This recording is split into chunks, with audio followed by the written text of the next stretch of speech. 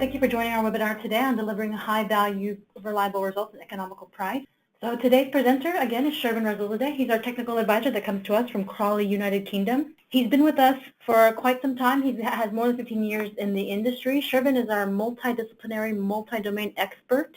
He's worked in many companies, petroleum engineering and development companies, Jason Geosystems, currently at CDG as a geophysicist and geoscientist. He has extensive technical expertise for projects primarily in the Middle East, Africa, and the North Sea. In his current role, he provides knowledge transfer, training, and support for GeoSoftware users who handle Jason, Hampson Russell, Inside Earth, and VelPro technology. And with that, I'll pass it over to him. Hello and good day, everybody. And thank you for joining us for this webinar. Today, I am going to explain how CDG GeoSoftware tools can help you to deliver high-value results, but yet in an economical price. Within the CDG GeoSoftware portfolio, we developed softwares which is including Hampson Russell, JSON for seismic reservoir characterization, PowerLog for Petrophysics analysis and rock physics analysis, Inside Earth 3D advanced seismic interpretations, VelPro for velocity modeling, and Earth Model FT for geological modeling. The GeoSoftware portfolio includes products with more than 3 decades of continuous development history. And today I will talk about modules from Hampson Russell, PowerLog, and VelPro. But before going to the webinars, what are the required specifications of the tools used in seismic interpretation studies, especially at the current condition of the oil and gas E&P market? It should be a proven track record of adding value to the projects. The tool should have been adopted by the E&P companies as standard workflows, for example. And sometimes they also require us to do the studies in these tools. The tool should be scalable to adapt to the complexity of the projects.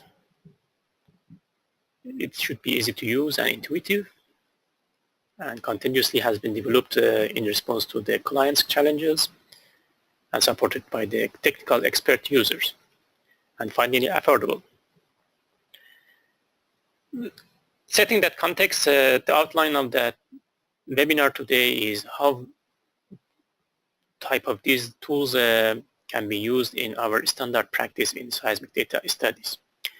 So in seismic data studies, usually what we do well data loading, QC and conditioning, seismic data loading, QC and conditioning, well to seismic type, wavelet estimations, and then we go for seismic data analysis and interpretation. Could be structural interpretation, attribute study, AVO modeling and analysis, seismic inversion. And finally, once we are happy with our studies and interpretations, we need to convert them to depth. We need to have velocity modeling. So these are the main workflows in the conventional seismic studies. As a graphical overview of that workflow, so we can say that starting from the Petrophysics rock physics at the left-hand side, going to the right-hand side, and finally to the velocity modeling. Starting from well data QC and conditioning, we use PowerLog, which is a software used for petrophysics and rock physics analysis and developed within CDG GeoSoftware. PowerLog is PC-based petrophysical interpretation since 1985, and it's very user-friendly, intuitive, and interactive. You can multi-users and multi-interpreters can use PowerLog projects. Extensive array data manipulations and computations and displays are available. It is using efficient commercial database, which it has got rich functionality, advanced modules, and 2D user programming and Python scripting is also available. But why we need to condition the well log data? So because we need to correct for the environmental effects, edit cycle skips and washouts. We want to normalize well data across the field to ensure a consistent field-wide Earth model. Sometimes we need to synthesize missing elastic blocks and fill in the gaps. We need to do fluid substitution to account for the different fluid scenarios and enhance well to seismic type once we have good well logs and estimate reliable seismic wavelet. And finally, using those logs, we are able to do more accurate reservoir characterization from correct logs. In PowerLog, well data QC, so we have a very efficient well database in PowerLog. It has got smart loaders and thousands of wells can be imported very quickly and efficiently. And the database can handle a different type of data from logs to the images, reports, and etc. Database can be queried using the many available tools to QC the data. This is the example of the querying. I'm querying the density for the wells that I uploaded to the database, and it's showing me how many wells there are having this specific query. For example, the density, or it could be any combination of them, and if type of questions from the database. And the QC could be the QC in the coordinates of the location of the imported well data. So especially on the onshore data sets, you see that you are able to connect to the Google Maps, and you can cross-check the locations of the imported wells to the satellite image. So you can just quickly edit or move the wells to that correct location on the image. There are many viewers. For example, it's shown here the completion diagram and also the well logs and also the interpreted well logs. It has got contouring capabilities. You can create contours of, for example, averages of the properties within a specific zone to see if there is any anomaly in a specific area. There are many cross-plot tools for editing, analyzing, and normalizing, for example, the data sets within PowerLog. And the editings are very intuitive. For example, you want to do depth matching, depth shifting. It's very intuitive, and the data are recorded once you are doing editing. Plus other viewers and interpretation and editing tools. For example, I am showing here multiple interpretation tools, which is shown here is the image interpretation for the deep meter data. In environmental corrections, PowerLog uses the correction charts published by the various service companies and the information that we supply about the downhole condition. So this is shown here the downhole condition. This is the caliper, and it's showing the washouts in the well. And as you see, the P-sonic or DTP in black color, the recorded one, and also the corrected one. As you see that the washout has been corrected at these locations throughout the well. And the same has been applied on the density, recorded density in black, and the corrected version is shown in the red one. We can apply different environmental corrections for Eastern and Western tools, for example, Baker Hughes, Schlumberger, etc., and Russian as well. The next step will be interpreting the well logs using the interpretation tools in the PowerLog. So we have a quick Petrophysical analysis tool which calculate porosity and saturations based on different volumes of the clay. And this will create a very correct also the porosity and saturation values. It is quick Petrophysical analysis, but it is also giving us the correct values. But how we calculate weak clay, for example, we use a gamma ray and speed logs, and we set the cutoffs for shale and cutoffs for the sand, and we estimate these weak clays here. So for example, weak clay for gamma ray, weak clay from neutron density, and weak clay from SP. So we can select one of them or average them if we decide to do so. So weak clay can be calculated in a simple way. We can also do multi-mineral analysis, and we can calculate the volumes of the different minerals within the well based on the available log data. It could be done using neutron density, neutron sonic, neutron density, and photoelectric factor modeling. But PowerLog technology doesn't stop there, so you can scale up the complexity of the projects and use these advanced modules in PowerLog. For example, for statistical analysis of the minerals, we have this StatMin module in PowerLog. For interpreting especially water saturation in the thin sequences of the sand shale, we have laminated sand shale analysis tool. Image interpretation for deep meter is available. Facies ID classifications, for example, it's very intuitive and easy to use facies classification using the logs. Rock physics module for modeling the rock physics and elastic parameters from the combination of different minerals and fluids in the logs in the well. FracRat calculates parameters for fracture modeling and capital pressure interpretation. Plus, user programming in Python, which enables you to connect to the Python library and do your scripting and run the Python scripts in PowerLog environment. So let's go back to the workflow. So we did this environmental the editing and correction of the logs we have done now. And now we want to go for synthesizing the missing logs using the rock physics modeling, or we want to do float substitutions. And using this, we are enhancing the well-to-seismic type using the corrected logs, and we can use the corrected logs to better reservoir characterization. So next step is to do rock physics modeling, synthesizing the missing logs, and also the fluid substitution. But what rock physics, why rock physics is important? We are modeling the elastic properties of rock, which is very important step in studying the physical properties of rock. So in the sense that we are connecting petrophysical properties, some of the physical properties of rock, to the elastic properties of the rock, which are density, hardness, and compressibility. These affect the seismic waves passing through the rock. So the rock physics model are creating a relationship between the petrophysical properties and these elastic parameters of the rock. Within PowerLog, RPM of the PowerLog is the module which is aimed for rock physics modeling. And due to the integration with PowerLog at database level, the petrophysical modeling and rock physics modeling are done in a synchronized method. The output from the petrophysical workflow analysis will be input to the rock physics modeling. And in the rock physics modeling, you can select many rock physics models which are available in the library for sandstone, for carbonates, for cemented sandstone, etc.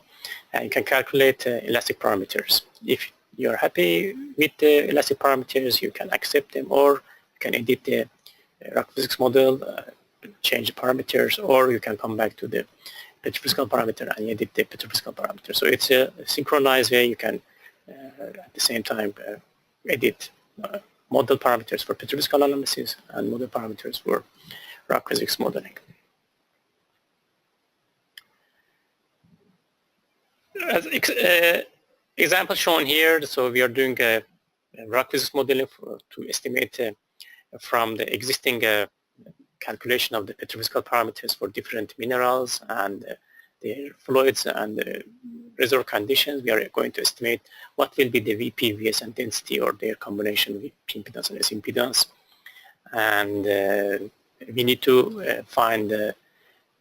establish a rock physics model. So the mineral properties are required, the fluid parameters are required. Sometimes we need also to, for example, the pore aspect ratios are also required, depending on the model we are using. And finally, we get the information about this VP, VS, and density as an output for the model. So how this can be used, the rock physics model and the corrected logs. So this will help the QC and edit the elastic logs, as I mentioned. So elastic logs are density and P-sonic and S-sonic, for example. So example is showing here that we are using raw logs and create a synthetic seismic data using the synthetic wavelet and using these logs. As you see, the synthetic data is not matching the seismic data as shown in the left panel. Because of the cycle skips in the sonic log, as you can see, some casing points which are causing this jump or not recording density here. Washouts is affecting density, and in some extent the P-sonic log, and also there is inversion here which has been affected here. We will show later.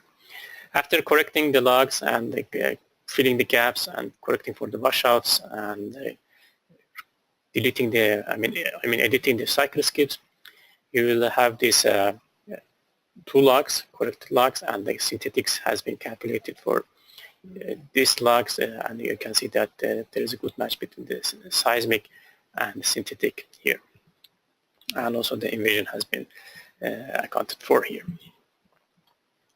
Another example is using bad well log data to estimate wavelet. This is the estimated wavelet, the red one coming from the bad well log data, which, as you see, there is a big caliper changes here, and that has affected the P impedance density and the P sonic logs as shown in these colors. And after corrections and estimating wavelet from the corrected logs, you see that the wavelet from the corrected log is showing the proper wavelet shape rather than just being random shape like this red one. So this could be very good starting for the reservoir characterization using the proper wavelet and also using the proper logs. The rock physics models could also be used to interpret our logs and our inversion results. As shown here, we have P impedance, S impedance, cross plot. And these are the models of the possible location of the shales, brine, oil, and gas sand, like template you can put on your beta. And you can cross plot your inversion results on overlaid by these templates. So you can say that, okay, this place is shaly data and this place is oily data. You can easily interpret your inversion results. So as a summary for when did the conditioning and QC stage, if we use rock physics models, it will help us to quality control and the consistency on the petrophysics and quality control and consistency on the elastic logs. We can synthesize missing elastic logs, correct for the invasion and other effects. We can model different fluid scenarios. And this rock physics modeling will provide petroelastic model for interpretation of the seismic data, and also quantitative seismic reservoir characterization using the corrected logs will be much correct. Right, we finish the well logging, well log editing and conditioning. Next step is conditioning the seismic data. Seismic data conditioning, what we are proposing here to use Hampson-Russell geophysical interpretation tool. Hampson-Russell has got many modules starting from basic post-stack studies and interpretation, structural interpretation as well, to advanced azimuthal inversion for these studies, multi-component studies. For this part of the webinar, I am proposing AVO, emerge, strata, litho-SI, and attributes, and the GeoView itself for starting QC and conditioning the seismic data, and later interpretation of the seismic data. For seismic data conditioning and QC, we can do different type of conditioning on post-stack seismic data, pre-stack seismic data, for this seismic data, multi-component, and azimuthal seismic data. So these last three are how we can scale up to the next level of the complexity of the data. But now for this webinar, I am going to talk about post-stack and pre-stack seismic data. In seismic data conditioning, Hampson-Russell, we can categorize it in 6 different categories. One is for random noise and coherent noise attenuations. For example, trace muting as shown here. You have received this gather data, so you want to cut these stretched traces. You can create this muting by mouse or by just applying some angle cutoffs, and you can cut them out, and this is the output data. It could be the spiking to remove the spikes from the gather data as it is visible here, input, output, and the residuals. Or it could be super gather random noise attenuation, so you can just like stacking, and you are removing the random noise from the gather data by stacking the neighboring CDPs together or bins together. Could be radon multiple and noise attenuation, so sometimes there is a multiple, so you need to remove them. One of the options is to use radon multiple and noise removing. So input, output, and this is the noise. As you can see, the coherent noise of the multiple is shown here. Or it could be random noise removal as well using FXY random noise attenuation. It's the input data in stack mode, and this is output data sets. And as you can see, there is a random noise has been extracted from the data.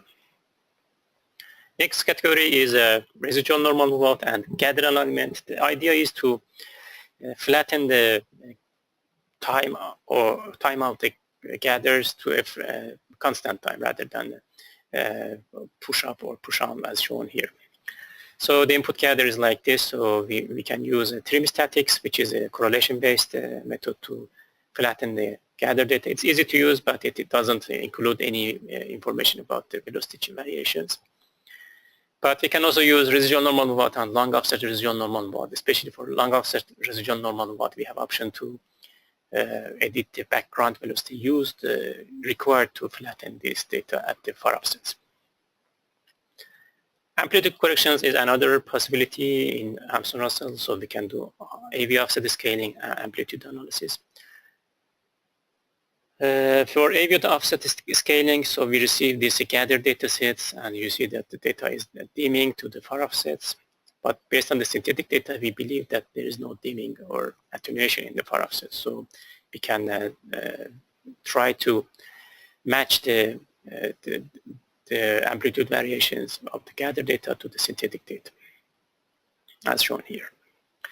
Or there are sometimes some attenuations within some offsets of the gathered data, and we want to follow a specific continuous variation rather than just abrupt variation like this. So we can see the amplitude variation with offset here. So you see the amplitude of the real input gather is like these variations, but the reality should be following this line, so we can just scale it back to this line.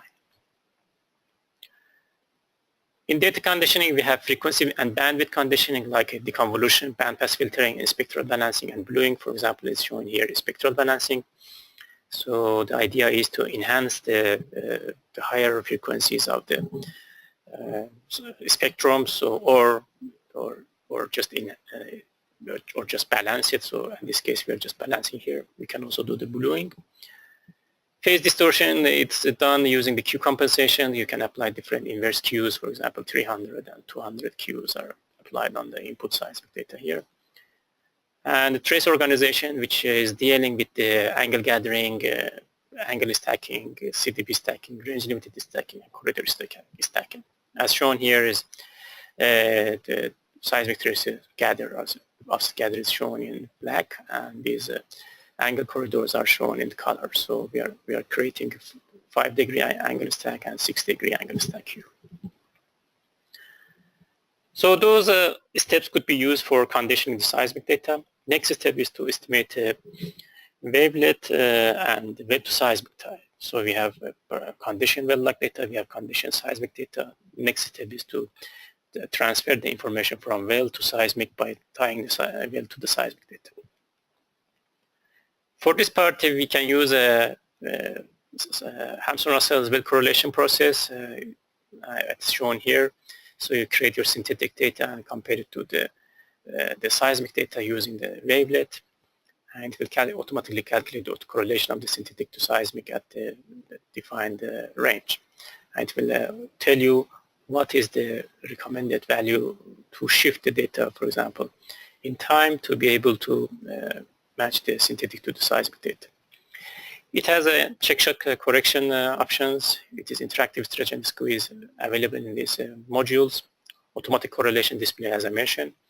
Vertical and horizontal wells are possible. We can use also horizontal wells to do the well to seismic time. Well-log editing capabilities are available. And you can do the fluid substitution and interactively wavelet, change wavelet in this option here. For wavelet option, we have time and offset variability and Roy-White algorithm, and also Zorbridge and full wave synthetics calculations.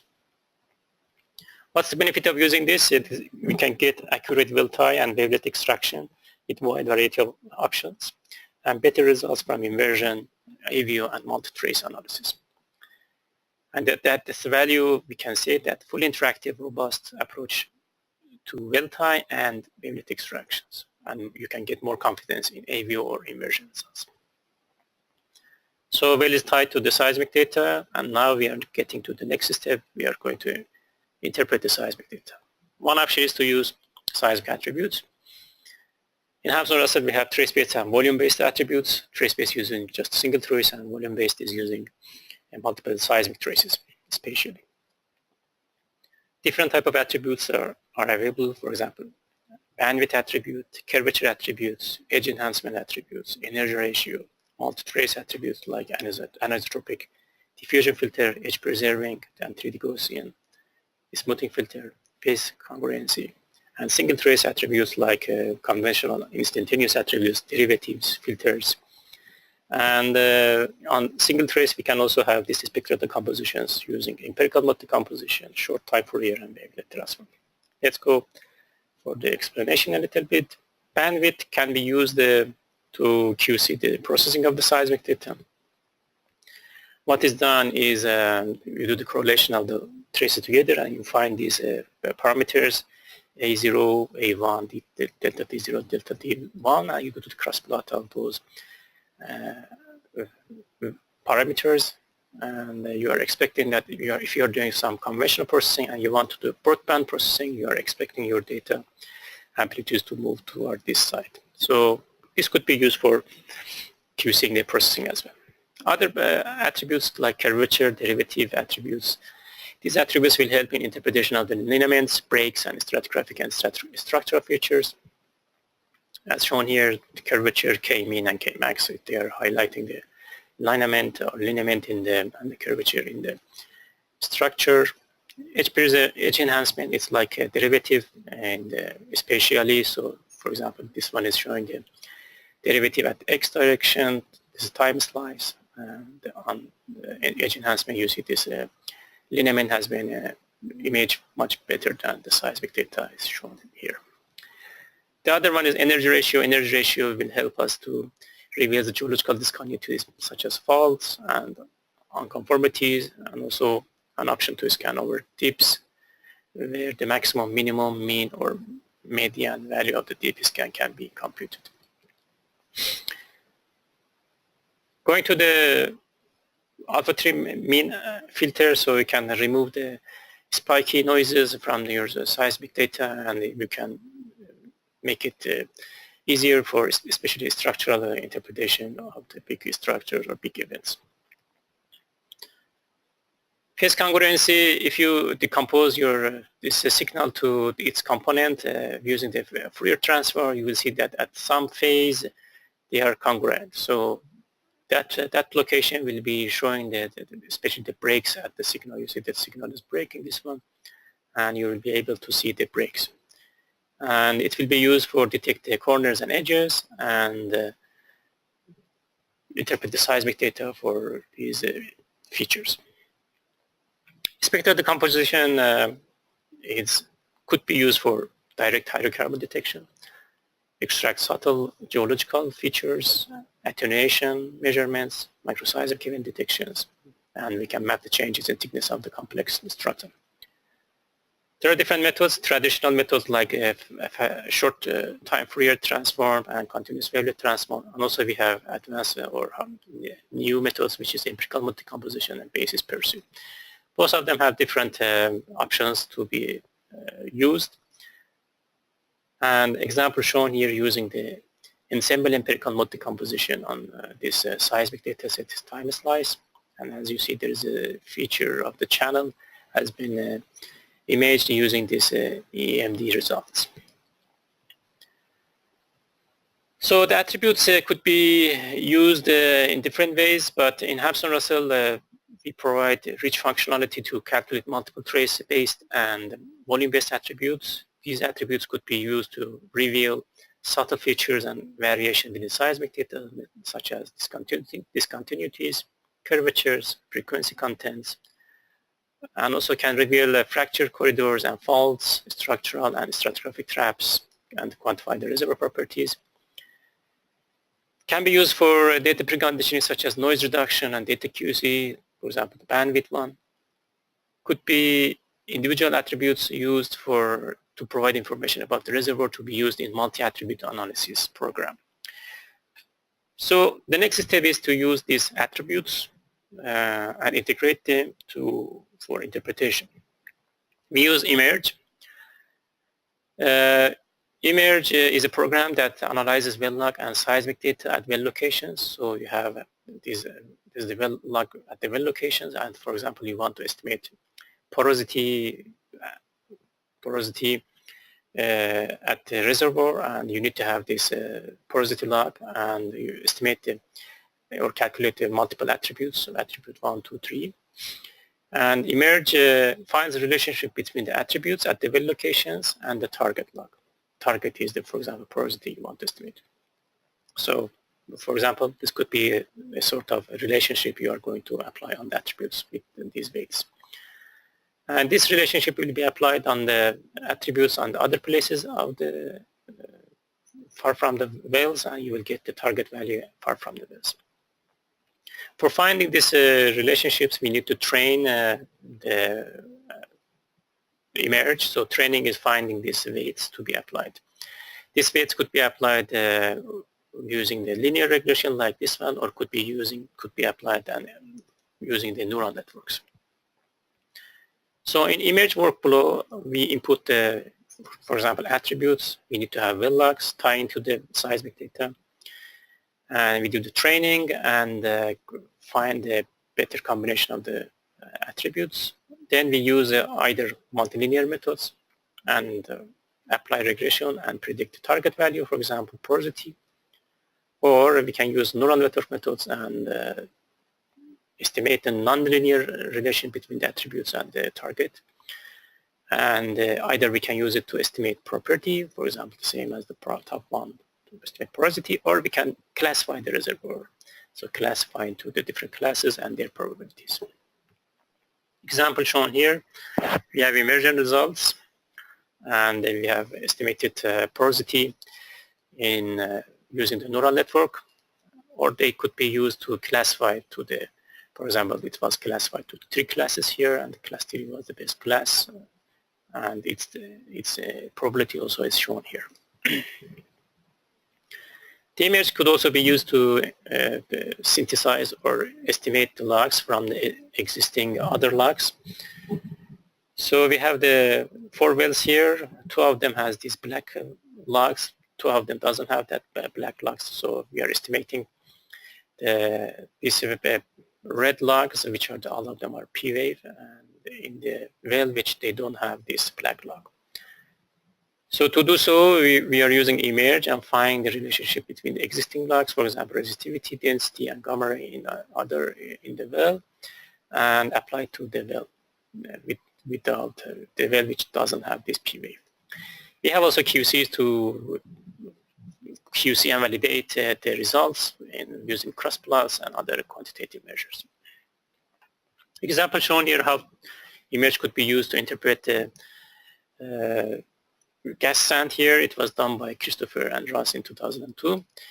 They used the AVO A and B attributes and seismic amplitudes as input, and they used the image in neural network method, and they estimated VPBS. As you see here, it's the VPBS section. So the results was the interpretation is very unambiguous, presenting just the gas sand, not other things. So as you see, this highlighted here. In AVO modeling, Hampson Russell is next step to do some AVO studies for interpreting the seismic data.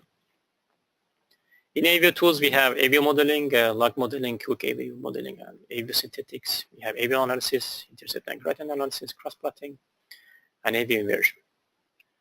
In AVO modeling, there is options to model the logs using fluid replacement modeling by gas methods and replace the fluids within the reservoir, as you see the different logs shown here for P wave, S wave, and density and Poisson ratio. You can have different combination of the in-situ situation, pure oil, pure gas, or pure brine, or any combination which within this triangle. Other thing is to check what if scenarios. What if the fluid is changing? What if the wavelet is changing? What if the method is changing for creating synthetics? What if the thickness is changing? Thickness of the reservoir is changing. So we can also test all of these scenarios and calculate the synthetics based on those changes. And could be thickness changes or method changes or the fluid changes. In the structural modeling or the modeling of the quick AVO, we have anticline and wedge modeling with different combination of the oil-water contact or the layers. We can also assign the logs to the layers, and also we can assign the rock physics model to each layer. In AVO synthetics, we have the options to use elastic wave, accurate charge and Zoppritz modeling, and in the elastic wave, we can model PPPS and P down, P up, and different components. And also you can do anisotropic VTI modeling as well. Next step is AVO gradient analysis to find intercept and gradient of the amplitude variation with offset. We have different methods, AB from accurate charts, or ABC from accurate charts, or RPRS, RD from FATI, and FMR from FMR methods. In AVO analysis, you are able to analyze one gather, for example, one CDP, the gather of that CDP, and find at each point you can see the AVO curves, amplitude versus offset or angle curve, and also the cross plot showing that, for example, this red dot is corresponding to this red curve, and cross plot of the intercept and gradient for whole section. You can also compare 3 different scenarios in the curves and also in the cross plot. Finally, you can calculate the intercept and gradient for a whole cube, and you can start interpreting based on the intercept and gradient. For example, you can apply cross plot of zones on the cross plot of intercept and gradient and find the anomalous zones and capture those on the seismic data. So you are interpreting semi-quantitative way of your seismic data. The best way to do interpretation could be AVO inversion using different methods. Elastic wave, elastic impedance inversion for different angles could be possible, again like that. So elastic impedance near and far, we find the anomalous zones and capture it on the seismic data. Could be using extended elastic impedance, which is an easy way to calculate different properties, for example, BPVS or other properties like P wave, S wave, gamma ray, etc., which has correlation with extended elastic impedance at a specific degree. So this is different degrees, and we are getting the correlation. This is the correlation value, and the green one is the BPVS curve correlation. So it started from minus 90 degree to 90 degrees, so we get the maximum correlation at 73 degrees. So if I use 73 degrees for chi value, I can estimate BPVS. This is done here, and you can see the BPVS has been estimated using extended elastic impedance method. For quantitative interpretation, it's better to use simultaneous AVO inversion, so which simultaneously invert for acoustic impedance, shear impedance, and density, or BPVS. In this AVO inversion, you can select different wavelets to check, to analyze, and you can select different parameters, and you can check different QCs. For example, QC, how much is the error for the synthetic generated versus the seismic, which is shown here, the residual. How much is the error for each of these elastic parameters. You can also have error plus for each individual wells, and it will show you different error values you are getting at different wells, plus some other options. The good thing is that you do the analysis here, and you can apply them later for whole area. For example, shown here that acoustic impedance for whole area. You can convert these simultaneous inversion results to lambda rho and mu rho and do more interpretations, quantitative interpretations. Inversion is usually done in post-stack and in Strata, which is doing post-stack, pre-stack inversion. In post-stack, we have model-based recursive sparse spike and colored inversion, and pre-stack mode, we have elastic impedance, LMR, and simultaneous inversion.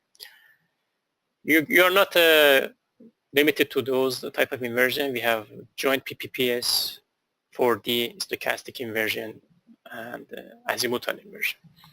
If you want to go further and you scale up your tools to be able to solve for the complexity of the reservoir you have. In HampsonRussell, Strata is used extensively by the users. It's very intuitive interface integrated with HampsonRussell applications. We have different algorithms in that model-based sparse spike in 2 models, maximum likelihood and LP, colored inversion, recursive band emitting. It can run on multi-threads up to 12 CPUs. You can do the pre-application QCs, built-in workflows within Strata, and you can use it in PPPS mode. The benefit is easy to use and easy to learn it. Built-in workflows and default parameters and calibrated to well log impedances. All right, after having inversion results, another way to interpret the results is to estimate probabilities of fluid and lithology within the reservoir. What we can do, we can use D2SI. D2SI will help us to interpret to those parameters, I mean the lithology and their probability. What we need to have to at least two parameters from the inversion results, for example, acoustic impedance and VPVS, and acoustic impedance, VPVS, and facies logs. And we do the cross-plotting of these logs, color-coded by facies, and we feed PDFs or probability functions for those cross-plot scatters. And using this information and Bayesian calculations, we can calculate probability of having each point on the cross-plot. So we can get, for example, this start point coming from this specific point on the two volumes. We can calculate the probability for oil, water, and gas as shown here. You need to have some prior information if you want to calculate the probability of having these cross-plots, having these lithologies. And finally, we can apply this to whole volume, and we can get probability per class and also the maximum possible class there. Example shown here, the angle stack broadband seismic data is shown here. They have been inverted using the pre-stack inversion, simultaneous AVO inversion to acoustic impedance and VPVS. And finally, D2SI was used to calculate the gas sand probability as shown here in the color scale, color mode. And as you see, these are the well logs, which are the lithology log. As you can see, this red one, which is also matching properly with the inversion results. So inversion results, which is the probability coming interpreted from the inversion results, is matching the well logs. Next example is done on unconventional reservoirs, and they were able to use the logs, upscale them to the seismic data, and then find the probabilities of each little facies, which were 4 little facies here, and the number 4 was the best one to be fracked. They calculated most probable lithotype and also the probability for little facies number 4. This probability was used for well planning, and the most probable lithotype was used for reservoir modeling, reservoir static modeling, as you can put porosity and permeability relations within each facies. Right, so we did the quantitative interpretation and qualitative interpretation, and we need to convert them to depth. We need to have velocity models, and we can use VelPro for this case and convert them to depth. VelPro is most flexible post-stack velocity modeling application we can introduce. And in VelPro, we can use velocity modeling for time depth conversion. We can do velocity modeling for pore pressure predictions with the tools available in VelPro. And we can calibrate depth seismic data to well depths. What the user say about VelPro, it's very scalable problem solver from prospect to basing, development, or exploration. So you have this exploration stage here, 2D seismic data velocity model has been calculated, or 3D, which is in the development case, and we can use VelPro. Powerful tool for QC of the well velocity data, seismic velocity and check shots, fast velocity model building, which 50% time saved, and it is feature rich with the right tools for the job. For QC and conditioning, you can easily load the seismic data, seismic velocity data, and quickly interpolate at different depths to see if there is any outlier and cut them out. Or you can run cross sections from the seismic data and click on each of these velocity points and edit them in the function editor. So you can easily edit using the freehand editing. Or you can compare different points and you can put them in the function view, and these are each one of them is each point, and you can see how the variation in the model is done for the velocity data. And you can easily edit the velocity data aerially, vertically, and based on the cutoffs. The options are to create a different type of velocity models. You can combine seismic velocity, check shot, and sonic data, interpolate them in one model, which is not following any structure, but you have options that you can let they follow the water velocity or the water depth, which is shown here. Another option could be layer-based velocity modeling, so you can create layers using the horizons or grids, and you can do the layer analysis at that layers to find out the depth, time, and the velocity if it's calculated using the seismic velocity, check shots, and also the well tops. And you can feed functions of type, for example, V0, KZ type of the functions, and you can apply different functions for each layer. You can create a layer-based model like this, and also you can include faults as well. The other option is, as you can see, the black one here, it's called velocity flooding. Velocity flooding is you have created the velocity model, but you want to edit specific layers, so you can do that, or you can input different different velocity inside that layer. For example, if there is salt there, so you want to edit that, you can easily do that by velocity flooding. Depth-to-depth calibration is possible also. So when you have the seismic data in depth, they are not necessarily matching to the wells, so you can do this in VelPro. So this is before and after matching. So you see that this horizon interpreted here is not matching the well top here, but after matching the seismic volume to the well, so it's matching to the well top. So the good things for this is that you do the depth-to-depth corrected data, ties reservoir seismic events, horizons, and well tops, and also you don't need to leave the depth domain, go to the time domain, to the seismic time, and come back to the depth domain. All right, so come back to the outline. So we have different tasks. So well data QC and conditioning, we have PowerLog. For seismic data editing, interpretation, we have HampsonRussell, and for velocity modeling and time-to-depth conversion, we have VelPro. These tools can work independently, but they are also integrated and they can read from each other. Thank you very much.